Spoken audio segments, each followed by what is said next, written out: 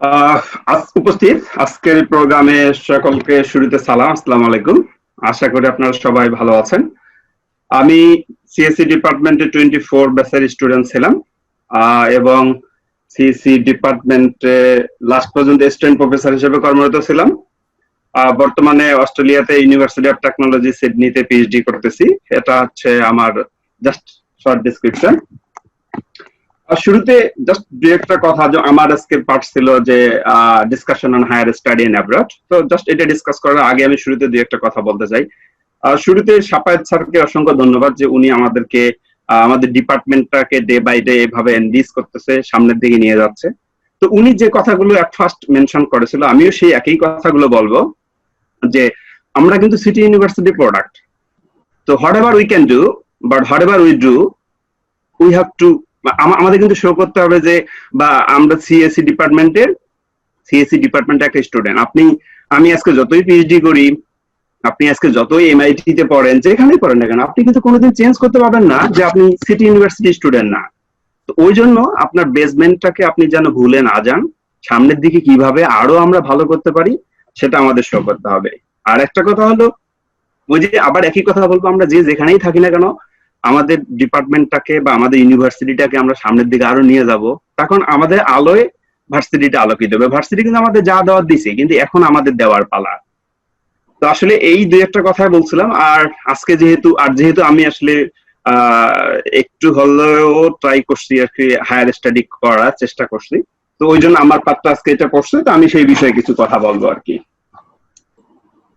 ওকে, তো today's description of my presentation, first of all আমি দুইটা পার্ট নিয়ে আলোচনা করব, যে আসলে আমরা যদি কেউ হায়ার স্টাডি করতে চাই তাহলে আমাদের কোন কোন প্ল্যান গুলো করতে হবে, এবং হায়ার স্টাডি মনে করেন যে স্কলারশিপ পেলাম অথবা এডমিশন পেলাম, এডমিশন পাওয়ার পরে আমরা কি করব, আমাদের কি করতে হয় বেসিক্যালি। তো যেহেতু আমি ডিরেক্টলি এটার সাথে ইনভলভ আছি, তো হয়তো আমি একটু হলেও আপনাদের হয়তো গাইডলাইন দিতে পারবো। তো যারা এখানে এক্সিস্টিং স্টুডেন্ট আছেন, দ্যাট মিন যারা এখনো রানিং স্টুডেন্ট অথবা যারা অলরেডি কমপ্লিটেড ইয়ার ডিগ্রি, তো তারা আসলে দুই ক্ষেত্রের স্টুডেন্টরাই এখান থেকে হয়তো ইনফরমেশন পাবেন। আসলে বিফোর স্টাডি ইন অ্যাব্রড আপনাকে যে জিনিসগুলো মেনশন করতে হবে, ফার্স্ট অফ অল হচ্ছে আপনাকে একটা প্ল্যান করতে হবে যে আসলে আপনি কিভাবে আগাবেন, আপনার কোন কোন প্রসিডিউর গুলো ফলো করতে হবে। সেকেন্ড হচ্ছে আপনার ইংলিশ ল্যাঙ্গুয়েজ প্রফিসিয়েন্সি স্কোর লাগবে, সেটা হতে পারে জিআরই, টোফেল অথবা আইএলটিএস। তো আসলে সব দেশের জন্য জিআরই লাগে না, টোফেল লাগে না, আইএলটিএস আবার সব যে দেশের জন্য লাগে না। আমি এগুলো মেনশন করবো স্টেপ বাই স্টেপ ডিটেলস। আশা করি আপনারা মানে উপকৃত হবেন। দেন হচ্ছে আপনি কিভাবে ইউনিভার্সিটি সার্চ করবেন, প্রফেসর সার্চ করবেন। তখন হচ্ছে মাস্টার্স অথবা পিএইচডি তে specially you have to search, you have to find the professor at first, otherwise you can't enroll. তো সুতরাং আপনাকে সর্বপ্রথম প্রফেসর অথবা ইউনিভার্সিটি আইডেন্টিফাই করতে হবে, খুঁজতে হবে। আর একটা কথা হলো যে কখন অ্যাপ্লাই করবেন এবং কোন কোন ডকুমেন্ট লাগবে, এবং মাস্টার্স অথবা পিএইচডি তে শুরুতে কিন্তু আপনার একটা প্রপোজাল লাগে। এই প্রপোজালটা কিভাবে তৈরি করতে হয় বা কোন প্যাটার্নে, আমি এগুলো দেখাবো। আর ঠিক আছে, ধরে নিলাম যে আলহামদুলিল্লাহ আপনি স্কলারশিপ পেয়ে গেছেন, এখন আপনি ডিগ্রি শুরু করছেন। কিন্তু ডিগ্রি শুরু করার পর কি হবে? যেমন আমরা একটা জানি যে স্বাধীনতা অর্জনের চেয়ে রক্ষা করা কঠিন, ঠিক সেম কিন্তু পিএইচডি বলেন মাস্টার্স বলেন, আপনি স্কলারশিপ পাওয়াটা না যতটা কঠিন, পাওয়ার পরে সার্ভাইভ করাটা মোর দ্যান ডিফিকাল্ট। ওকে, তো আমি স্টেপ ওয়ান এর ধাপগুলো আস্তে আস্তে দেখাই। এক নাম্বার হলো যে আপনার প্ল্যানটা কি। যেমন এখানে যে কথাগুলো আমি মেনশন করছি, আপনি কোন দেশে যাবেন, at first you have to select যে আপনি কোন দেশে যাবেন, আমেরিকা, অস্ট্রেলিয়া, কানাডা। এটা মাইন্ডটা কিন্তু আপনাকে ফাইন্ড করতে হবে যে আপনি কোন দেশে যাবেন। এখন আপনি চায়না যেতে পারেন, মালয়েশিয়া যেতে পারেন, কোরিয়া যেতে পারেন, whatever you like you can do, কিন্তু at first you have to find it, you have to select it. তো এইটা হচ্ছে প্রথম কথা, যে আপনি কোথায় যাবেন। যেমন আমি যদি বলি যে আজকে সারাদিনে আমি দুপুরে ভাত খাবো না, রাতে ভাত খাবো না, এটা আপনার মাইন্ড। সো সেম এখানে আপনাকে ফাইন্ড করতে হবে আপনি কোথায় যাবেন। দেন আপনার প্ল্যানটা কিন্তু শেষ না। যেহেতু বাইরে পড়াশোনাটা একটু হলেও কঠিন বা একটু হলেও মানে বাংলাদেশের স্টাইলে একটু ডিফারেন্ট, তো আপনাকে ইংলিশের প্রতি একটু আগাইতে হবে। তো এটার জন্য আপনি আর্টিকেল পড়তে পারেন, ইংলিশ পত্রিকা পড়তে পারেন, উপন্যাস। উপন্যাস মানে কিন্তু এখানে হুমায়ুন আহমেদের হিমুর উপন্যাস কিন্তু না, এটা হচ্ছে ইংলিশ নোবেল টাইপের যেগুলো, সেগুলো পড়তে হবে আপনাকে। তারপর হচ্ছে যে মানুষগুলো, সেটা আপনার ইউনিভার্সিটি বড় ভাই হোক অথবা আপনার অন্য পরিচিতি যে কেউ হোক, চেনাশোনা যে মানুষগুলো আছে আসলে যারা আপনার এক্সাক্ট ফিল্ডের বাইরে পড়াশোনা করতেছে তাদের সাথে আপনার যোগাযোগ বাড়াতে হবে, কমিউনিকেশন বাড়াতে হবে। তারপরে হচ্ছে আপনি কোন ফিল্ডে যাবেন, যেমন আমাদের কম্পিউটার সায়েন্সে কিন্তু অনেকগুলো ফিল্ড, যেমন আমি যদি বলি ডেটা সায়েন্স বলেন, আর্টিফিশিয়াল ইন্টেলিজেন্স বলেন, সফটওয়্যার ইঞ্জিনিয়ারিং, অনেকগুলো ফিল্ড আছে। আপনি কোন ফিল্ডে যেতে চান, আপনার এক্সপার্টাস কোনটা, সেই ফিল্ডে কে আছে। এট ফার্স্ট হলো আপনাকে খুঁজে বের করতে হবে কে আছে, তারপরে খুঁজে বের করতে হবে ওই ভাইয়া বা বোনগুলোর মধ্যে আপনার সাবজেক্টের কে আছে। দেন প্যারালালি যখন আপনি প্ল্যান করতেছেন বাইরে যাবেন, তখন থেকেই আপনার রিসার্চ সম্পর্কে একটু জানতে হবে, কারণ মাস্টার্স বা PhD totally depend on your মানে রিসার্চ স্কিল। তো আপনি সম্পূর্ণটা ভালো না পারেন, দ্যাটস ফাইন, বাট আপনার স্কিল একটু হলেও মানে ডেভেলপ করার চেষ্টা করতে হবে। আর ফাইনালি আবার বলবো যে আপনার মনের মধ্যে মাইন্ডসেট করতে হবে যে হ্যাঁ আমি মাস্টার্স অথবা পিএইচডি করবো বা হায়ার স্টাডি করবো, এটা মাইন্ড একদম পারফেক্টলি সিলেক্ট করতে হবে। তো এইটা হচ্ছে প্ল্যান। দেন সেকেন্ড স্টেপ হচ্ছে আপনি যাইতে চাইলে তো আপনাকে কেউ নিয়ে যাবে না, তো এটার জন্য আপনাকে কিছু ক্রাইটেরিয়া ফিল আপ করতে হবে। যেমন এখানে আমি 3টা ইংলিশ প্রফিসিয়েন্সি স্কিলের কথা বলছি, জিআরই, টোফেল, আইএলটিএস। আসলে এইগুলো সব দেশের জন্য না, জিআরই, টোফেল অথবা আইএলটিএস। টোফেল আইএলটিএস দুইটাই কিন্তু লাগে না, টোফেল অথবা আইএলটিএস যে কোনো একটা হলে হয়, আর জিআরই লাগে। যদি আপনি আমেরিকা যেতে চান তাহলে জিআরই লাগবে, টোফেল অথবা আইএলটিএস যে কোনো একটা লাগবে। আর আমেরিকা ছাড়া পৃথিবীর যে কোনো যদি দেশে যেতে চান তাহলে টোফেল অথবা আইএলটিএস লাগবে। আমি আবারও বলতেছি, যদি আমেরিকা যেতে চান সেক্ষেত্রে জিআরই এবং টোফেল অথবা আইএলটিএস এর যে কোনো একটা লাগবে। আর যদি আমেরিকা ছাড়া পৃথিবীর অন্য যে কোনো দেশে যেতে চান সেক্ষেত্রে টোফেল অথবা আইএলটিএস হলে হবে। তো একটু মার্কস ডিস্ট্রিবিউশন গুলো দেখি। আসলে জিআরই তে টোটাল 340 নম্বরের পরীক্ষা হয়, সেখানে ইংলিশ 170 নম্বরের হয়, ম্যাথ 170 নম্বরের হয়। আর সেখানে একটা প্যারাগ্রাফ টাইপের লিখতে হয়, সেটাকে বলা হয় অ্যানালাইটিক্যাল রাইটিং, সেটা 5 পয়েন্টের মধ্যে। তো এটা আসলে জিআরই। তো যারা জিআরই মানে আমেরিকা যাওয়ার প্ল্যান আছে, তো তারা একটু জিআরই এর ধারণা যখন 3rd ইয়ার বা 4th ইয়ারে পড়েন, অথবা যারা পাশ করে বের হয়েছেন আগামী প্ল্যান আছে, তারা এখন থেকে একটু ধারণা নিতে পারেন যে আসলে কিভাবে যাবেন। তবে আমি আবারও বলতেছি, ফোকাসিং পয়েন্টটা যদি আমরা টোফেল আইএলটিএস এ যাই, যেমন হচ্ছে যে পৃথিবীতে তো শুধু আমেরিকার কথাই বললাম যেখানে জিআরইটা আসলে ম্যান্ডেটরি লাগাই, বাট আদার কান্ট্রি গুলা যেমন অস্ট্রেলিয়া, কানাডা, ইউকে, অন্য যে কোনো দেশে যেতে চান, আপনাদের আসলে টোফেলের সে যদি আপনি বলেন যে আইএলটিএস এ প্রেফারেন্স দেবেন, আইএলটিএস আসলে 9 নম্বরের পরীক্ষা হয়, 9 পয়েন্টে। তার মধ্যে 4টা সেকশন থাকে, রাইটিং, স্পিকিং, রিডিং, লিসেনিং, প্রতিটা সেকশনে 9 পয়েন্ট করে। এখন বাইরের দেশগুলোতে আসলে মোস্ট অফ দ্য ইউনিভার্সিটিতে মেনশন করে দেওয়া থাকে ইজ ব্যান্ড, মানে প্রতিটা সেকশনে আপনাকে 6 এর নিচে হলে আসলে নিতে চায় না, 6 এর উপরে পেতে হবে। For example here we can see writing এ 9, স্পিকিং এ 9, রিডিং এ 9 এবং লিসেনিং এ 9। তো আসলে প্রতিটা সেকশনে মিনিমাম 6 পাইতে হবে, মোর দেন আপনি 9 পেতে পারেন। তো আপনারা যারা আমেরিকা ছাড়া অন্য যে কোনো দেশে যেতে যাওয়ার প্ল্যান করতেছেন, তো তারা যদি চিন্তা করেন যে না আপনি আইএলটিএস দিবেন, তো আসলে শুরু থেকে একটু প্ল্যান নেন, ধারণা নেন যে কিভাবে রাইটিং, স্পিকিং, রিডিং, লিসেনিং এ ভালো করা যায়। তো আসলে এটা হচ্ছে ইংলিশ স্পিকিং এর পার্ট। দেন হচ্ছে মনে করেন আপনার প্ল্যান হয়ে গেল, আপনার আইএলটিএস হয়ে গেছে, এখন আপনি যাবেন কিভাবে। এখন আপনাকে খুঁজতে হবে যে আপনি কোন ইউনিভার্সিটি যাবেন। যেমন বাংলাদেশের মতন জায়গাতে 120টা ইউনিভার্সিটি, তাহলে মনে করেন অস্ট্রেলিয়াতে কতগুলো ইউনিভার্সিটি, কানাডাতে কত ইউনিভার্সিটি, আমেরিকাতে কত ইউনিভার্সিটি। তাহলে আপনি আপনার পছন্দের ইউনিভার্সিটিটা খুঁজবেন কিভাবে। তো আপনাকে ইউনিভার্সিটি খুঁজতে হবে, তারপর ইউনিভার্সিটি খুঁজলেই শেষ না, আপনাকে প্রফেসর খুঁজতে হবে। তো আসলে আমি যদি আবারও বলি, উচ্চশিক্ষার জন্য আসলে বিদেশ যাওয়ার বিকল্প নাই। যেমন হচ্ছে আমরা বাড়িতে আমাদের গ্রামে বলি না যে বাড়ির গরু খুলির ঘাস খায় না, দ্যাট মিনস আপনি বাংলাদেশের স্টুডেন্ট, বাংলাদেশে যদি পিএইচডি করেন অনেকে বলবে আরে এটা আবার। তো অ্যাটলিস্ট আপনি যদি একটু বাইরের কান্ট্রি যান, তো আপনার ডিমান্ডটা, আপনার ভ্যালুটা একটু বাড়বে।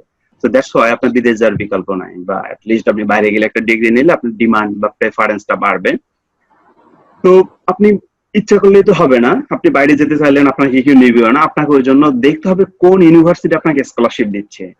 কারণটা হলো without scholarship it is very very difficult. যেমন একজন মাস্টার্স স্টুডেন্ট করতে বাইরে মিনিমাম বাংলাদেশি টাকায় 70 থেকে 80 লাখ টাকা লাগে। একটা পিএইচডি করতে গেলে মিনিমাম 2.5 কোটি টাকা লাগে, যেটা আমাদের বাংলাদেশের আসলে স্টুডেন্টের পক্ষে টোটালি ইম্পসিবল। এখন এখানে পিএইচডি তে 3.5-4 বছরে আপনার থাকা, খাওয়া, টিউশন ফি সহ মিনিমাম 2.5 কোটি টাকা। তো এটা কি আসলে আমাদের পক্ষে, মিডল ক্লাস ফ্যামিলির পক্ষে এটা ইম্পসিবল। তো এই জন্য আমাদের খুঁজে বের করতে হবে যে আসলে কে ফান্ড দিচ্ছে, কোন ইউনিভার্সিটি ফান্ড দিচ্ছে বা কোন প্রফেসর ফান্ড দিচ্ছে, সেটা খুঁজে বের করতে হবে। তাহলে এখন আমি খুঁজবো কিভাবে কোন ইউনিভার্সিটি ফান্ড দিচ্ছে বা কোন প্রফেসর ফান্ড দিচ্ছে। তো সবার আগে আপনাকে এইটা লিখতে হবে। যদি আপনি বুঝেন, যেমন আমরা সবাই আজকে এখানে কম্পিউটার সায়েন্সের স্টুডেন্ট, তো আমরা সবাই খুঁজবো যে কম্পিউটার সায়েন্সের কোন ইউনিভার্সিটি গুলো ফান্ড দিচ্ছে। আপনি সরাসরি লিখবেন যা সেটা, যে universities for computer science in Australia, for example you are searching in Australia. Similarly আপনি যদি মনে করেন যে কানাডাতে সার্চ করবেন, জাস্ট লিখবেন universities for computer science in Canada, অথবা লিখবেন সুইডেন অথবা ইউএসএ। তাহলে এখানে মনে করেন আপনি 50টা ইউনিভার্সিটি পেলেন বা 10টা ইউনিভার্সিটি পেলেন, ওই 10টা ইউনিভার্সিটি লিস্ট করবেন। ওই 10টা ইউনিভার্সিটিতে গিয়ে আপনি সার্চ দেবেন যে কম্পিউটার সায়েন্স অথবা data science professor. Data science মানে হচ্ছে জাস্ট একটা ফিল্ড। আপনি যদি কম্পিউটার সায়েন্স লেখেন যে computer science professor in Australia, অথবা আপনার ইউনিভার্সিটির নাম, ওই যে কিছুক্ষণ আগে যে বললাম যে আপনি যে 10টা ইউনিভার্সিটি বা যে 5টা ইউনিভার্সিটি সিলেক্ট করবেন, খুঁজবেন, সেটার নাম দিয়ে দিবেন যে কম্পিউটার সায়েন্স প্রফেসর ইন বা অ্যাট ইউটিএস। আমি যদি ইউটিএস এর কথা বলি, তাহলে দেখবেন ইউটিএস এর যতগুলো কম্পিউটার সায়েন্সের প্রফেসর আছে সব কয়টা প্রফেসরের লিঙ্ক আপনি পেয়ে যাবেন। তখন ওই সব প্রফেসরের লিস্টে গিয়ে দেখবেন যে আপনি কোন ফিল্ডে মাস্টার্স অথবা পিএইচডি করতে চাচ্ছেন। ফর এক্সাম্পল আমি যদি আবারও বলি যে আপনি ডেটা সায়েন্সে মাস্টার্স করতে চান অথবা সফটওয়্যার ইঞ্জিনিয়ারিং এ মাস্টার্স করতে চান, তাহলে এই কম্পিউটার সায়েন্স প্রফেসর লেখার পরে যে প্রফেসর গুলো পাবেন তাদের প্রতিজনের প্রোফাইলে গিয়ে সার্চ দেবেন, যে দেখবেন কারা ডেটা সায়েন্সে কাজ করে, কারা সফটওয়্যার ইঞ্জিনিয়ারিং এ কাজ করে। ওখানে ইমেল দেওয়া আছে, ওই ইমেইলে আপনি ইমেল করবেন। তাহলে দেখা যাবে যে ইমেল করলে ওরা হয়তো 1 দিন 2 দিন বা 3 দিন যত দিনের সময় নেয়, যদি ওরা ইন্টারেস্ট পায় আপনার সিভি দেখে, আপনার আইএলটিএস স্কোর দেখে, তাহলে ওরা আপনাকে রিপ্লাই দিবে। তখন আপনার সাথে কনভারসেশন শুরু হবে। এটা হচ্ছে ওয়ে, যে ইউনিভার্সিটি এবং প্রফেসর সার্চ করার একটা ওয়ে। যখন আপনি প্রফেসর পেয়ে যাবেন তখন হচ্ছে নেক্সট স্টেপ আপনার অ্যাপ্লিকেশন পিরিয়ড। আসলে আমরা কখন অ্যাপ্লাই করব, এখন প্রত্যেক জিনিসের তো একটা সিস্টেম থাকে। আমি যদি এখানে যেমন অস্ট্রেলিয়া, ইউএসএ অথবা কানাডার কথা বলি, আসলে প্রতিটা ইউনিভার্সিটি এডমিশন পিরিয়ড ইউনিভার্সিটি গুলোর সরি ভার্সিটি ডিপার্টমেন্টের উপর নির্ভর করে। আসলে এটা কিন্তু কোনো প্রফেসরের উপর ডিপেন্ড করে না। তবে পিএইচডি মাস্টার্স টোটালি প্রফেসরের উপর ডিপেন্ড করে। আমি আবারও বলতেছি, অস্ট্রেলিয়া, কানাডা, ইউএসএ বলেন না কেন, ব্যাচেলর লেভেলের জন্য ভার্সিটি ডিপার্টমেন্টের উপর নির্ভর করে যে আসলে কখন ভর্তি হবে। বাট মাস্টার্স পিএইচডির ক্ষেত্রে কোনো রেস্ট্রিকশন এরকম নাই যে আপনি কখন যাবেন। ডেফিনেটলি একটা রেস্ট্রিকশন আছে, but any time you can apply with professor. তো 3টা ধাপ বেসিক্যালি আছে, যে ধাপগুলো আপনাকে ফলো করতে হবে। যেমন আবেদনের শুরুর ডেট থাকে কিন্তু শেষ হওয়ার কোনো ডেট থাকে না। যেমন হচ্ছে আপনি আজকে মন ছিল যে হ্যাঁ আমি আজকে থেকে আমি প্রফেসর সার্চ করা শুরু করবো, that's fine, you can easily find it and you can send an email to them. আপনি ইজিলি ফাইন্ড করতে পারেন। বাট আপনার যে কখন নেবে বা কোন সেমিস্টারে শুরু হবে it's totally depend on the university. But anyhow you can contact with professor any time. তো ওই জন্য বলা হলো আবেদন শুরুর ডেট আছে, বাট আবেদন শেষ হওয়ার কোনো স্পেসিফিক ডেট নাই। দেন বলা হলো আবেদন গ্রহণের ডেডলাইন থাকে। যেমন হচ্ছে অবশ্যই একটা ডেডলাইন থাকে যে সেমিস্টার শুরু হয় বেসিক্যালি ফল সেমিস্টারে বেশি স্টুডেন্ট নেয় এবং ফল সেমিস্টারে বেশি ফান্ড দেয়। যে কোনো পৃথিবীর যে কোনো দেশে ফল সেমিস্টারে যে কোনো ইউনিভার্সিটি বেশি স্টুডেন্ট নেয় এবং ফল সেমিস্টারে যে কোনো ইউনিভার্সিটি বেশি ফান্ডিং দেয়। তো ফল সেমিস্টার শুরু হয় বেসিক্যালি জুলাই মাস থেকে এবং ফল সেমিস্টারের শেষ হয় নভেম্বরে, এটা আপ টু জানুয়ারি পর্যন্ত যায়। তো ওই জন্য সবচেয়ে পারফেক্ট টাইমটা হচ্ছে জুলাই মাস থেকে সেপ্টেম্বরের মধ্যে প্রফেসর ম্যানেজ করা। আমি ওই আগের স্লাইডে যেটা মেনশন করছি যে আপনারা প্রফেসর কিভাবে খুঁজবেন, এভাবে প্রফেসর ম্যানেজ করা হলে জুলাই থেকে আগস্ট সেপ্টেম্বর পর্যন্ত প্রফেসর ম্যানেজ করতে হবে। সেপ্টেম্বরের মধ্যে প্রফেসর যদি রাজি হয়ে যায়, অক্টোবরের মধ্যে ডকুমেন্ট রেডি করতে হবে, নভেম্বরের মধ্যে অ্যাপ্লাই প্রসিডিউর সব শেষ করতে হবে। দেখা যাবে জানুয়ারি বা ডিসেম্বরের মধ্যে আপনার স্কলারশিপের রেজাল্ট আসবে, মার্চ মাসে ফ্লাই হয়। বেসিক্যালি সব কয়টা ফল সেমিস্টার সব কয়টা দেশের জন্য ফল সেশনে যারা অ্যাপ্লাই করে তারা জুলাই থেকে শুরু করে মার্চের মধ্যে ফ্লাই করে। তো এই টাইমটা আপনাদের ইম্পর্টেন্ট, যে জুলাই মাস থেকে সেপ্টেম্বর পর্যন্ত প্রফেসর বা ইউনিভার্সিটি সার্চ করবেন, আর তারপরে ডকুমেন্ট রেডি করবেন, তারপরে অ্যাপ্লাই করবেন। তো আমি এরপর দেখাবো, এটা হচ্ছে অ্যাপ্লিকেশন পিরিয়ডের টাইমটা। তো এখন আমাদের কোন কোন ডকুমেন্ট লাগবে আসলে, যে আমি মনে করেন যে আমার প্ল্যান হলো, আমার আইএলটিএস স্কোর হলো, আমি প্রফেসর ম্যানেজ করলাম, এখন আমি কোন কোন ডকুমেন্ট দেবো? কারণ হচ্ছে এখানে প্রতিটা ধাপে ইম্পর্টেন্ট। কারণ আপনি ডকুমেন্ট সব আছে, আইএলটিএস, জিআরই সব আছে, কিন্তু আপনার ডকুমেন্ট নাই, আপনাকে নেবে না। অথবা আপনার ডকুমেন্ট আছে কিন্তু প্রফেসর ম্যানেজ করেন নাই, তাহলে নেবে না, কেউ নেবে না। তো ওই জন্য প্রতিটা ধাপে ইম্পর্টেন্ট। তো আমরা কোন কোন ডকুমেন্ট গুলো রেডি করবো? যেমন হচ্ছে আমরা যারা ব্যাচেলর অথবা মাস্টার্স করছি তাদের অবশ্যই সার্টিফিকেট উইথ ট্রান্সক্রিপ্ট লাগবে। এবং এখানে আবার বলে রাখি যে নোটারি করতে হবে ডকুমেন্ট গুলো, সার্টিফিকেট এবং মাস্টার্স এর যে সার্টিফিকেট অথবা ট্রান্সক্রিপ্ট আছে সেটা অবশ্যই নোটারি করতে হবে। আর উইথ হাই সিজিপিএ লেখা আছে মানে কি, দ্যাট মিনস মিনিমাম যেন 3.5 হয়। এখন হচ্ছে হায়ার স্টাডিতে আসলে তো অনেক কম্পিটিটিভ, ওটা ওয়ার্ল্ড থেকে অ্যাপ্লাই করে। যে একটা ইউনিভার্সিটিতে মনে করেন 5টা স্কলারশিপ দেয়, কিন্তু ওই ইউনিভার্সিটিটাতে তো গোটা ওয়ার্ল্ড থেকে অ্যাপ্লাই করে। তো আপনাকে যেন টপ লিস্টে রাখা যায় সেই জন্য বলা হচ্ছে যে হাই সিজিপিএ রাখতে হবে। তারপর হচ্ছে ইংলিশ প্রফিসিয়েন্সি স্কিল, যেটা বললাম জিআরই, টোফেল অথবা আইএলটিএস এর যার মনে করেন যে আপনি কানাডা অস্ট্রেলিয়া অ্যাপ্লাই করবেন, তাহলে আইএলটিএস স্কোর হলে হবে। এবং সেই স্কোরটা যেন মিনিমাম 6.5 এর না হয়, অবশ্যই 6.5 অথবা তার উপরে যেন হয়। মোস্ট ইম্পর্টেন্ট থিং হচ্ছে স্টেটমেন্ট অফ পারপোজ। এটা মানে হচ্ছে আপনার নিজের ব্র্যান্ডিং করা। স্টেটমেন্ট অফ পারপোজ মানে হচ্ছে যে আপনাকে বলতে হবে যে আপনি স্কুল লাইফ থেকে বা ইউনিভার্সিটি লাইফ পর্যন্ত আপনার অ্যাচিভমেন্ট কি কি, আপনি নিজে ইনোভেটিভ কেন, বা আপনার এক্সট্রা পাওয়ার কি আছে। বিকজ যেমন আজকে আমরা জুমের সুবিধার্থে কিন্তু ফেস টু ফেস কনভারসেশন করতে পারতেছি, বাট যে প্রফেসর আপনাকে নিবে হয়তো আপনি ওই দেশে যাওয়ার আগে জীবনে তার সাথে আপনার কোনো কনভারসেশন হবে না, মানে এক্সেপ্ট মেইল ছাড়া, মানে ফেস টু ফেস কনভারসেশন হবে না। তাহলে সেই প্রফেসরটা কেন আপনাকে এই 1 কোটি টাকা দিয়ে নিবে? তো ওই জন্য আপনাকে এমন একটা স্টেটমেন্ট অফ পারপোজ তৈরি করতে হবে যেন আপনার নিজের ব্র্যান্ডিংটা তার কাছে মানে বোধগম্য হয়, সে যেন আপনাকে ট্রাস্ট করে যে yes, this guys is very important for me. Second one হচ্ছে লেটার, রিকমেন্ডেশন লেটার। এই জন্য আমরা বারবার বলি যে ইউনিভার্সিটি থাকা অবশ্যই কখনো টিচারদের সাথে বেয়াদবি করা ঠিক না, কখনোই এটা করা ঠিক না। এটা শুধু নিজের স্বার্থের জন্য না, ডেফিনেটলি আপনি একজন পোলাইট পার্সন হলে আপনাকে সবাই ভালোবাসবে, ইভেন আল্লাহ আপনাকে পছন্দ করবে। আর এইটা এই জন্য বাইরের দেশের টিচাররা বা বাইরের দেশের ইউনিভার্সিটি গুলো এই এলওআর নেয়, এটার নাম হচ্ছে letter of recommendation. That means আপনি যখন বাইরে কোনো অ্যাপ্লাই করবেন, ওরা বলে যে আচ্ছা ঠিক আছে, তুমি যে ইউনিভার্সিটিতে পড়ছো, তাহলে ওই ইউনিভার্সিটির কোনো টিচারের দ্বারা তুমি একটা প্রুফ দাও যে তুমি ভালো, তুমি বেটার। তাহলে তোমার টিচার, তোমার ইউনিভার্সিটির টিচার যদি তোমাকে রিকমেন্ড করে যে yes, this guys is good, you can take it, তখন দেখা গেল যে তারা আপনাকে খুব সহজে অ্যাকসেপ্ট করে। এবং এটাতে 10 নাম্বার থাকে, মানে 100 নাম্বারের মধ্যে ক্রাইটেরিয়া যদি করেন তাহলে এই এলওআর এতেই 10 নাম্বার থাকে। তার মানে বুঝেন কত ইম্পর্টেন্ট এটা। দেন লাস্ট ওয়ান হচ্ছে পাবলিকেশন। আসলে যেহেতু মাস্টার্স অথবা পিএইচডিটা টোটালি রিসার্চ বেস, আপনার ব্যাচেলর লেভেলে আসলে রিসার্চের দক্ষতা আছে কিনা বা আপনার রিসার্চ করার ক্যাপাবিলিটি আছে কিনা, এই জন্য পাবলিকেশন থাকলে ভালো, না থাকলে ক্ষতি নাই আর কি, তবে থাকতে হবে, থাকলে ভালো আর কি। তো আমি নেক্সট স্টেপে যে একটু ডিটেলস আরো জানাবো। যেমন এডমিশনের জন্য সবার আগে গুরুত্বপূর্ণ হলো, যদি আমি একটা এক্সাম্পল দেই, যে সিজিপিএ অথবা আইএলটিএস স্কোর।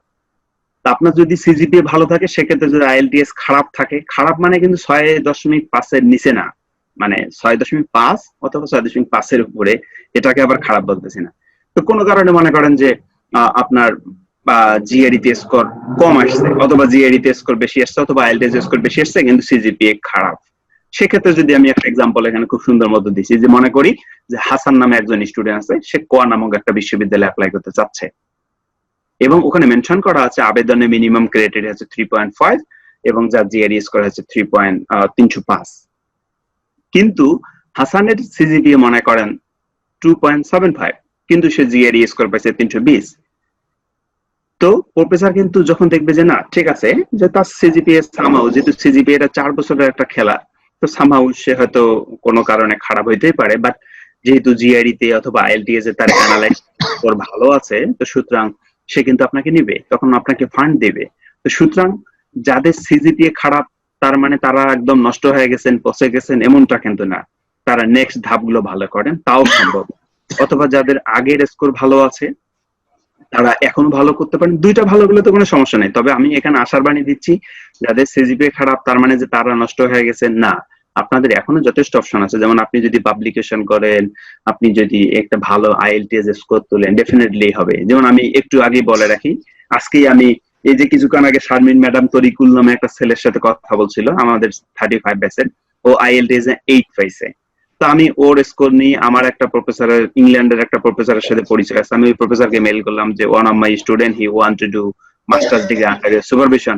ওই প্রফেসর বললো হ্যাঁ ডেফিনেটলি ভালো, তুমি তাকে অ্যাপ্লাই করতে বলো, সে যদি একটা পাবলিকেশন করে তাহলে আমি হয়তো আমার আন্ডারে তাকে নিতে পারবো। তাহলে দেখছেন ওর সিজিপি কিন্তু খারাপ, ওর সিজিপি হচ্ছে 3.48 বা 49 মেবি, বাট আইএলটিএস এ সে 9 এর মধ্যে 8 পাইছে। তো আমি যখনই প্রফেসরকে মেল করলাম যে আমার একটা স্টুডেন্ট তোমার আন্ডারে মাস্টার্স করতে চায়, তো আমেরিকা ইংল্যান্ডের মতো একটা ইউনিভার্সিটির প্রফেসর তাকে ওয়েলিংলি অ্যাকসেপ্ট করতে চাইলো, খুব সহজে নিতে চাইলো। তার মানে আপনার সিজিপি খারাপ দেখি যে আপনাকে নেবে না এমনটা কিন্তু না, আপনি অবশ্যই ভালো কিছু করতে পারেন। ওকে, দেন আমি একটু ডিটেলস বলি যে এসওপি এলওআর টা কি। এসওপি হচ্ছে statement of purpose, that means আপনি নিজের সম্পর্কে ব্র্যান্ডিং করা। আপনাকে 1 পেজ বা 2 পেজের মধ্যে একটা ডকুমেন্ট রেডি করতে হবে যেখানে আপনার নিজের সম্পর্কে ব্র্যান্ডিং শো করতে হবে। এলওআর হচ্ছে কিছুক্ষণ আগে বলছিলাম লেটার অফ রিকমেন্ডেশন, যেটা হচ্ছে আপনার মূল্যায়ন করা আর কি, কিভাবে আপনাকে মূল্যায়ন করে সেটা একটা প্রমাণপত্র। সেক্ষেত্রে আপনাকে চেষ্টা করতে হবে আপনার ডিপার্টমেন্টের হেড অথবা ডিপার্টমেন্টের কোনো প্রফেসর অথবা পরিচিত কোনো গবেষক যাদের সাথে আপনি রিসার্চের কাজ করছেন তাদের কাছ থেকে একটা রিকমেন্ডেশন লেটার নিতে হবে। এটা হচ্ছে এসওপি এবং এলওআর। ফাইনালি হচ্ছে পাবলিকেশন। পাবলিকেশন মানে হচ্ছে গবেষণার প্রমাণপত্র। আপনি কি কি বিষয়ে গবেষণা করছেন বা আপনার আপনার আপনার এক্সপার্টাইজ কোথায় সেটা একটা জার্নালে পাবলিশ করতে হবে, এটাকে বলা হচ্ছে পাবলিকেশন। এডমিশনের জন্য আসলে এই পাবলিকেশনটা খুব ইম্পর্টেন্ট। তো সুতরাং এই কিছুক্ষণ আগে বললাম যাদের সিজিপিএ খারাপ, আইএলটিএস ও মনে করেন সামাও খারাপ, কিন্তু যদি পাবলিকেশন থাকে definitely he can or she can get the funding. তো এটা খুব ইম্পর্টেন্ট। তো আমরা এই পাবলিকেশনটা কোথায় করতে পারি? আমরা আমাদের ভার্সিটির কথা যদি বলি, হয়তো অনেকেই থিসিস করছে, অনেকে প্রজেক্ট করছে। তো সামহাউ আমাদের থিসিস অথবা প্রজেক্টের কিন্তু আমরা রিপোর্ট জমা দেই। তো এই রিপোর্টটাই কিন্তু একটু ঘষা মাজা করে, একটু সুন্দর মতো পলিশ করে একটা পেপার করা যায়। তো এই পেপার এইটা পলিশ করে একটা ভালো জার্নালে পাবলিশ করাটাই আসলে পাবলিকেশন। তো এটা হচ্ছে পাবলিকেশন। তো যারা হায়ার স্টাডিতে যেতে চায়, এই যে আমি স্টেপ গুলোর কথা বললাম সুন্দর মতো, এইগুলো যদি কেউ ফলো করে 100%, হ্যাঁ হয়তো একটু আগে পরে হবে, একটু ডিলে হবে, বাট হি ক্যান গেট। আচ্ছা, রিসার্চ প্রপোজাল। যখন আপনি মনে করেন বুঝলাম সবকিছু রেডি, আপনাকে একটা প্রপোজাল দিতে হবে। প্রফেসরকে বলতে হবে যে আমি এই ফিল্ডে কাজ করতে চাই। ফর এক্সাম্পল আপনি বললেন যে আপনি ডেটা মাইনিং নিয়ে কাজ করতে চান বা মেশিন লার্নিং নিয়ে কাজ করতে চান, আপনি একটা প্রপোজাল লিখলেন। তো সেই প্রপোজালের মধ্যে আসলে কি থাকতে হবে? প্রপোজালের মধ্যে 3টা জিনিস থাকতে হবে, যে স্পেসিফিক এম, একটা স্পেসিফিক উদ্দেশ্য থাকতে হবে যে আসলে আপনি কি করতে চান, যে জিনিসটা এখন পর্যন্ত এই ওয়ার্ল্ডে কেউ করে নাই, মানে নতুন কোনো কিছু আপনাকে বলতে হবে। এখন আপনি যদি বলেন যে হাতি আকাশে উড়ে, তাহলে তো এটা তো হবে না, হাতি তো কোনোদিন আকাশে ওড়ে না। তার মানে আপনাকে এমন কোনো কিছু কথা বলতে হবে যেটা ভ্যালিড, যেটা সিগনিফিকেন্স আছে, মানে ইনভ্যালিড কথা বলা যাবে না। যদি বলেন যে হাতি আকাশে ওড়ে, এটা তো কখনোই ইম্পসিবল। তো ওই জন্য একটা স্পেসিফিক এইম থাকতে হবে এবং যেটা সিগনিফিকেন্স একদম বলবো রিয়াল টাইম বা রিয়াল বেসিস সিগনিফিকেন্স থাকতে হবে, এবং সেটা এক্সপ্লেইন করতে হবে প্রপোজালের মধ্যে। এবং ইনোভেশনটা আপনাকে এক্সপ্লেইন করতে হবে যে হ্যাঁ বুঝলাম যে আপনি এটা করতে চাচ্ছেন, that's fine, this is important for our মনে করেন যে ওয়ার্ল্ড, কিন্তু এটা আপনাকে এক্সপ্লেইন করতে হবে যে আপনি কিভাবে করবেন। আপনি যদি আজকে বলেন যে হ্যাঁ আমি এমন একটা জিনিস বানাবো যেটা মঙ্গল গ্রহে যাবে, হ্যাঁ ডেফিনেটলি আপনি বানাইতে পারেন, মঙ্গল গ্রহেও পাঠাইতে পারেন, কিন্তু আপনি কিভাবে করবেন আপনাকে তো শো করতে হবে যে আপনার সেই ক্যালিভার, সেই ক্যাপাবিলিটি আছে কিনা। তো এটা হচ্ছে ইনোভেশন। এটা 2 পেজের মধ্যে একটা ডকুমেন্ট রেডি করতে হয়, যেটাকে বলা হয় রিসার্চ প্রপোজাল। তো এইটা ছিল আমার আজকের ফার্স্ট পার্ট। সেকেন্ড পার্ট, মনে করলাম যে আপনার সবকিছু ডান, প্রফেসর রেডি, আপনি ইউনিভার্সিটি ফান্ডিংও পেলেন, ভার্সিটি গেলেন, ভর্তি হলেন। সেকেন্ড পার্ট হচ্ছে আপনার মাস্টার্স অথবা পিএইচডি তে যখন আপনি ভর্তি হবেন, 2 ধরনের থাকে, একটা কোর্স ওয়ার্ক বেসিসে, একটা রিসার্চ বেসিস। তো কোর্স ওয়ার্ক জেনারেলি এখন কেউ করে না, ম্যাক্সিমাম রিসার্চ বেসড মাস্টার্স অথবা পিএইচডি করে। তো যদিও রিসার্চ বেসড মাস্টার্স করে, আসলে সেখানে রিসার্চ মেথোডোলজি একটা কোর্স করানো হয়, ওটা সবাই করতে পারে, ওটা কোনো সমস্যা নাই। তো ভর্তি হলেন, সবকিছু ডান, এখন আপনার খেলা শুরু হবে। সেই খেলাটা হলো আপনার শুধু রিসার্চ করতে হবে, সারাটা দিন আপনার রিসার্চ করতে হবে। ম্যাক্সিমাম মাস্টার্স অথবা পিএইচডি লাইফের প্রথম এবং শেষ কাজ হলো সকাল 8টা-9টার সময় ল্যাবে ঢুকবে, রাত 7টা, 8টা, 9টা পর্যন্ত সে সারাদিন তাকে একটা স্পেসিফিক চেম্বার দেওয়া হবে, একটা ভালো রেজুলেশন, ভালো কনফিগারেশনের কম্পিউটার দেওয়া হবে বা আদার সাপোর্ট যা দেওয়া থাকে, এবং যে টপিক আপনি ওই যে সিলেক্ট করে আসছেন দেশে থাকা অবস্থায়, সেই টপিকস এর উপর আপনাকে বলা হবে এখন তুমি তোমার সাগরের নামও, তুমি কিভাবে সাগর পার হবে সেটা তোমার ব্যাপার। তো এই গবেষণা করতে হবে। তো এই গবেষণাটা আসলে কি, এই গবেষণার মধ্যে আসলে কয়টা পার্ট থাকে? আমি মনে করলাম যে আমরা সুন্দর মতো গবেষণা করতেছি। তো গবেষণার আউটপুটটাকে বলা হয় পাবলিকেশন, এবং সেই পাবলিকেশনে মূলত 8টা অপশন, 8টা পার্ট থাকে, যদিও ক্ষেত্র বিশেষে অনেকে বেশি হতে পারে, ক্ষেত্র বিশেষে অনেক কম হতে পারে। তো পাবলিকেশনে মূলত 8টা পার্ট থাকে। প্রথম পার্টটা হলো abstraction, abstraction not abstract. Second part হলো ইন্ট্রোডাকশন। ইন্ট্রোডাকশনের মধ্যে আপনাকে মোটিভেশন দেখাইতে হবে যে আপনার কেন এই কাজ করতে যাচ্ছেন, আপনার প্রতিটি জিনিস একটা উদ্দেশ্য থাকে। আপনি যেমন আমি যদি বলি যে আজকে আমরা কেন এই জুমের মাধ্যমে কথা বলতেছি, আমাদের উদ্দেশ্য হলো যে আমরা অ্যালামনিকে সবাইগুলোকে একখানে নিয়ে আসবো, আমরা একে অপরের সাথে শেয়ার করব, ডিসকাস করব, এটা হচ্ছে আমাদের মোটিভেশন। তো আমাদের প্রবলেম স্টেটমেন্টটা কি হতে পারে যে হ্যাঁ আমরা এই যে ডিসকাস করতেছি, তো সামহাও এটার জন্য কিন্তু আমাদের একটা প্ল্যাটফর্ম দরকার হয়েছে, যে প্ল্যাটফর্মটার নাম হচ্ছে জুম প্ল্যাটফর্ম, আমরা আজকে ইউজ করতেছি। কিন্তু এটা কিন্তু আজ থেকে 2 মাস আগেও হয়তো বা 6 মাস আগে ছিল না। তো এটা আমাদের ছিল প্রবলেম। তো মনে করেন যে আমি এমন একটা জিনিস বানাবো যে প্রবলেমটা আমাদের এই জিনিসটাকে সলভ করতে পারে।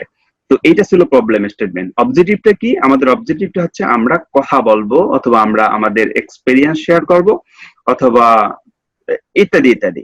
তো আমাদের কন্ট্রিবিউশনটা কি হবে? কন্ট্রিবিউশনটা হচ্ছে যে আমরা বিভিন্ন এক্সপার্টাইজের মানুষগুলো আমাদের এক্সপিরিয়েন্স শেয়ার করবো, সাপোর্ট দিব, যেখান থেকে অন্যরা উপকৃত হয়।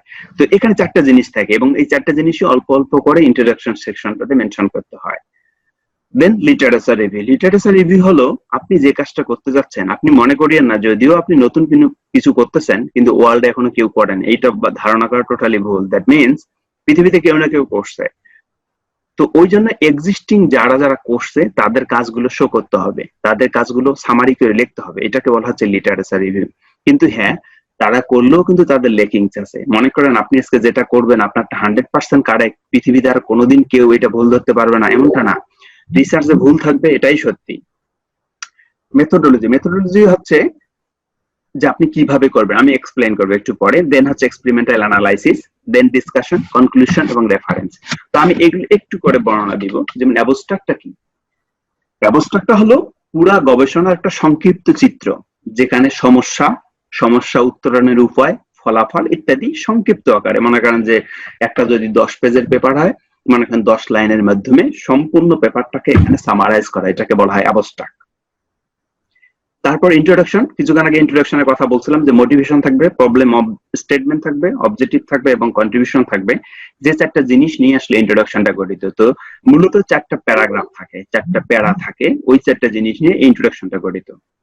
লিটারেচার রিভিউ আসলে অন্য গবেষকরা কি কি করছে, তাদের গবেষণার ফলাফলটা কি ছিল সেটা সার্ভে করা, এবং তাদের গবেষণায় কি সমস্যা ছিল এবং সেই সমস্যাটা আপনি কিভাবে সমাধান করবেন, সেটা হচ্ছে লিটারেচার রিভিউর মেইন পার্ট। তার কারণ হচ্ছে আপনি একটা জিনিস পছন্দ করলেন সেটাই করবেন তা হবে না। আপনার এভিডেন্স, রিসার্চ যে evidence, without evidence you can not say not a single character as well. আপনি এভিডেন্স ছাড়া কোনো কিছু বলতে পারবেন না। তো এটা হচ্ছে লিটারেচার রিভিউ। ওই জন্য আপনাকে এক্সিস্টিং লিটারেচার, এক্সিস্টিং স্টাডি করতে হবে, দেন ওখান থেকে গ্যাপ বের করতে হবে, দেন সেটা আপনাকে শো করতে হবে। দেন মেথোডোলজি। এবার হচ্ছে মেইন ডিজাইনটা, যে আপনি বুঝলাম মোটিভেশন হলো, লিটারেচার রিভিউ ডান, এখন আপনি কিভাবে সলভ করবেন, তো সেটাকে বলতেছি আমরা মেথোডোলজি। এখানে পুরা গবেষণার একটা ডিজাইন দেখাইতে হবে, একটা ডায়াগ্রাম অথবা একটা ফিগার বলেন, এই ফিগারের মাধ্যমে শো করতে হবে যে কিভাবে আপনি সলভ করবেন। প্রতিটা সমস্যার সমাধান উপস্থাপন ভালোভাবে করলে ভালো, আর যদি সমস্যা সমাধানে অন্যের থেকে ভিন্ন হয় তাহলে তো আরো ভালো। মনে করেন আপনি নতুন কোনো কিছু প্রপোজ করছেন, totally new, that's totally fine. But আপনি যদি বলেন যে এম্পিরিক্যাল স্টাডি মানে মনে করেন ফর এক্সাম্পল আমি যদি একটা উদাহরণ দিই, মনে করেন বাংলাদেশে এখন ম্যাটাডর কলম আছে অথবা ইকোনোমিক্স, ভুলে যাচ্ছে আর কি, ইকোনমিক্স কলম। তো 2টা কলমে কিন্তু চলছে। তো ম্যাটাডর কলমও লেখে আর একটা কলমও লেখে, তাহলে 2টা কলম আনলো কেন? ফর এক্সাম্পল ম্যাটাডর কলমটার কালি বের হয় অথবা ভালো লেখে না, দ্যাটস ওয়াই নতুন একটা কলম আসছে। তো ওইটাকে বলা হচ্ছে এম্পিরিক্যাল স্টাডি। মনে করেন একই প্রবলেম অন্য একজন একটা অ্যালগোরিদম শো করছে, সেই অ্যালগোরিদমের রেজাল্ট আসছে সেটার অ্যাকুরেসি মনে করেন 80%, কিন্তু আপনি ওই অ্যালগোরিদমটাকে আর একটু এক্সটেন্ড করলেন, আর একটু মডিফাই করলেন, করে আপনি দেখতেছেন যে আপনার অ্যালগোরিদমের রেজাল্ট 90% আসতেছে। তো সেটাকে বলা হচ্ছে এম্পিরিক্যাল স্টাডি, সেটা হচ্ছে মেথোডোলজির একটা পার্ট। ওকে, দেন এক্সপেরিমেন্টাল অ্যানালাইসিস। আপনি বুঝলাম যে মেথোডোলজি ডিজাইন করলেন, অ্যালগোরিদম ডেভেলপ করলেন, এখন আপনার ওই অ্যালগোরিদমের রেজাল্টটা যেখানে শো করবে সেটার নাম হচ্ছে এক্সপেরিমেন্টাল অ্যানালাইসিস। এখন আপনার একটা ডেটা সেট দেওয়া হবে, আপনার সফটওয়্যার থাকবে, আপনি ইত্যাদি ইত্যাদি অ্যানালাইসিস করে আপনি অ্যানালাইসিস করবেন, রেজাল্টটা শো করবেন, সেটাকে বলা হচ্ছে এক্সপেরিমেন্টাল অ্যানালাইসিস। ডিসকাশন, ওভারঅল বিষয় নিয়ে আলোচনা করতে হবে যে আপনার সুবিধা কি, অসুবিধা কি, বেনিফিট কি, বা এটা করলে কি হবে ইত্যাদি ইত্যাদি, এটাকে বলা হয় ডিসকাশন। ফাইনালি কনক্লুশন আবারও ওই অ্যাবস্ট্রাক্টের মতোই সংক্ষিপ্তভাবে একটা বিবরণ চিত্র তুলে ধরতে হবে, যেটাকে বলা হচ্ছে কনক্লুশন। আর ফাইনালি রেফারেন্স, আপনি যে কথাগুলো এখানে তুলে ধরছেন সেই কথাগুলো তো উইদাউট এভিডেন্স কোনো কিছু বলা যাবে না, সেটাকে বলা হচ্ছে রেফারেন্স। তো এই জন্য আমি একটা পেপার দেখাতে চাচ্ছি জাস্ট 1-2 মিনিটের মধ্যে, যদিও আজকে কুইক শেষ করা দরকার, আমি মনে হয় অনেক সময় নিয়ে নিলাম, জাস্ট 1 মিনিট, তাহলে আপনাদের আরো মনে হয় একটু ক্লিয়ার হবে জিনিসটা। যেমন দেখেন, এটা একটা পেপার যে discovering dynamic adverse behaviour of policy holder in the life insurance company. মনে করলাম লাইফ ইন্স্যুরেন্স কোম্পানির মধ্যে যারা পলিসি হোল্ডার তাদের অনেকগুলো ভুল আছে, তো আমরা সেইগুলো বের করবো। এটা টোটাল একটা নতুন অ্যাবস্ট্রাক্টের কথা বললাম, এটা 11 পেজের একটা পেপার। এই পেপারটাতে মনে করেন আমি 11 লাইনের মধ্যে সামারি করছি আসলে আমি কি কি করতে চাই। দেন ইন্ট্রোডাকশন কথা ছিল, ইন্ট্রোডাকশনের মধ্যে 4টা জিনিস থাকবে: মোটিভেশন, প্রবলেম স্টেটমেন্ট, অবজেক্টিভ এবং কন্ট্রিবিউশন। এই প্যারাটাতে মোটিভেশন দেওয়া আছে, এই প্যারাটাতে আমার প্রবলেম স্টেটমেন্ট দেওয়া আছে, এই প্যারাটাতে আমার অবজেক্টিভ দেওয়া আছে, আর ফাইনালি কন্ট্রিবিউশন। দেখেন দ্য কি contribution of this work as follows, এখানে কন্ট্রিবিউশন কি কি সেগুলো শো করা আছে।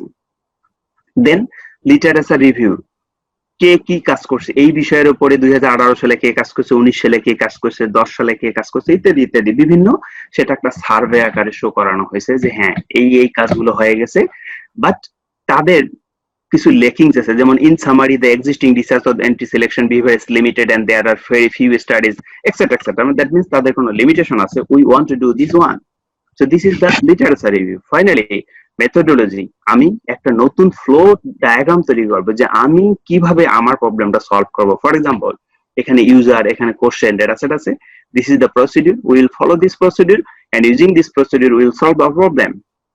So this is the methodology section. So প্রতিটা মেথোডোলজি সেকশনে এরকম একটা পার্ট থাকে যেখানে অ্যালগোরিদম ডিজাইন করতে হয় এবং অ্যালগোরিদমের এক্সপ্লানেশন দিতে হবে, এক্সপ্লেইন করতে হবে। ফাইনালি এমপিরিক্যাল ইভ্যালুয়েশন অথবা এক্সপেরিমেন্টাল অ্যানালাইসিস, যে আপনার রেজাল্টটা কি। যেমন আমি প্যাটার্ন অ্যানালাইসিস করছি, প্যাটার্ন বিহেভিয়ারে কি কি রেজাল্ট আসছে সেইগুলো শো করছি। তারপরে যেমন আমি অস্ট্রেলিয়ার ডেটা নিয়ে কাজ করছি, যে অস্ট্রেলিয়ার ম্যাপের মধ্যে শো করছি আসলে কোন কোন জায়গায় কতজন মানুষ কি কি প্রবলেম সেগুলো দেখাইছি। ফাইনালি ডিসকাশন, যে আমার এই রেজাল্টটা সুবিধা অসুবিধা কে পাবে, কোন বয়সের মানুষ। যেমন আমি এখানে শো করছি যে কোন পেশার মানুষ কত প্রবলেমে আছে, তারপর হচ্ছে কোন বয়সের মানুষ কত প্রবলেমে আছে, মেল না ফিমেল প্রবলেম, ইত্যাদি ইত্যাদি। এইটাকে বলা হচ্ছে ডিসকাশন। ফাইনালি কন্ট্রিবিউশন, আমি আবার সামারি করতেছি যে হ্যাঁ this is the last part.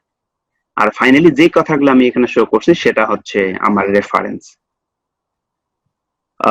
এটাই ছিল আসলে আমার আজকের প্রেজেন্টেশন, যদিও মনে হয় অনেক সময় নিয়ে নিয়েছি। তো এরপরে যদি আবারও আপনাদের এই বিষয়ে ডিটেলস কোনো কোশ্চেন থাকে আমি স্লাইডটা শেয়ার করব, এবং আপনাদের কোনো কোশ্চেন থাকলে হয়তো সবার শেষে আমাকে কোশ্চেন করবেন, আমি প্রতিটা কোশ্চেনের উত্তর দেওয়ার চেষ্টা করবো ইনশাআল্লাহ।